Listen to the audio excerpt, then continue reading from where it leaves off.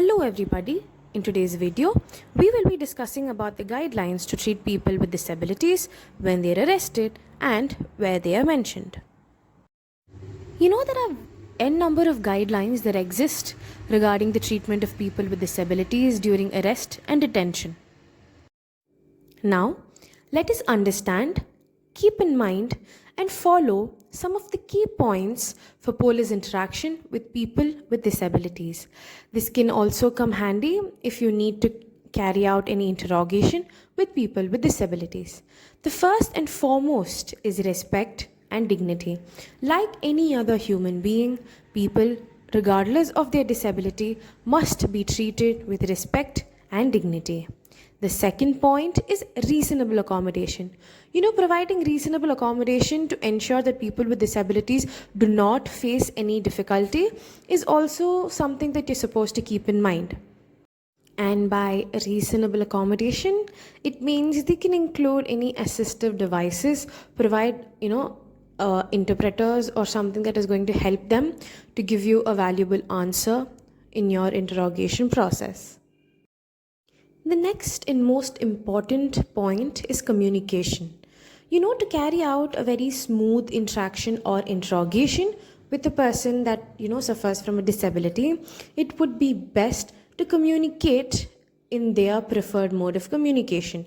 Not everybody would be comfortable with interrogation or interaction by means of speaking. They might also need, there are people who would appreciate you talking to them in sign language, or write things down, jot the important points down, and then try to explain it to them.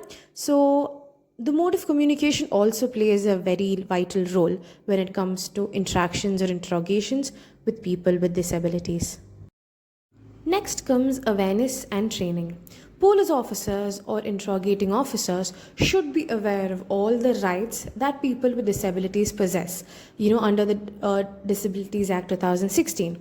They should also understand the relevant guidelines and must have received proper training on how to interact with people with disabilities very sensitively and very clearly. From the beginning, we have been talking about certain guidelines, right?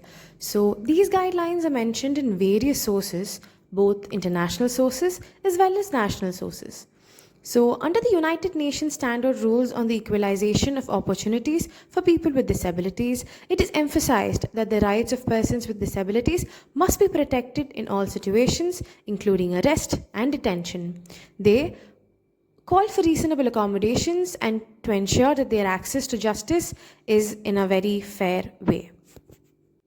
Now, under the Mandela rules, which is the standard minimum rules for treatment of prisoners, it is not specifically mentioned that people with disabilities must be treated in a certain way, but it is emphasized that treating all prisoners with humanity and equal amount of respect is mandatory. Some of the national sources that include these guidelines are the Constitution of India. Articles 14 and 21 guarantee equality before the law and protection of life and personal liberty, which is applicable to all individuals, including those with disabilities. Next, the Rights of Persons with Disabilities Act 2016. This act prohibits discrimination against people with disabilities in all spheres of life. This also includes criminal justice system. And under the National Police Service guidelines, it is stated that specific instructions are given to police officers on how to interact with and arrest people with disabilities. It emphasizes the importance of communication, understanding, and respect for every individual and their individual needs. Actually, there doesn't exist anything like Indian National Police Service guidelines for dealing with people with disabilities. But there are several relevant legal frameworks and resources that will help in guide in police interaction with people with disabilities. So some of the key legislation includes the Rights of People with Disabilities Act 2016, which is the RPWD Act. And this act enshrines or emphasizes the rights and entitlements of people with disabilities, including equal access to justice and protection from discrimination. Next is the Code of Criminal Procedure, which is the 1973 CRPC. This code outlines the legal procedures which are to be followed by police officers during investigation, arrest, or detention of people with disabilities. For a better understanding of this topic, some of the relevant resources have also been included, which you can access, like the accessibility guidelines for MHA, specific built infrastructures, the Ministry of Home Affairs public notice, the Office of Chief Commissioner for Persons with Disabilities website, and some of the other sources also include judgments from various courts as well as the handbooks and manuals that are used for law enforcement personnel. Thank you.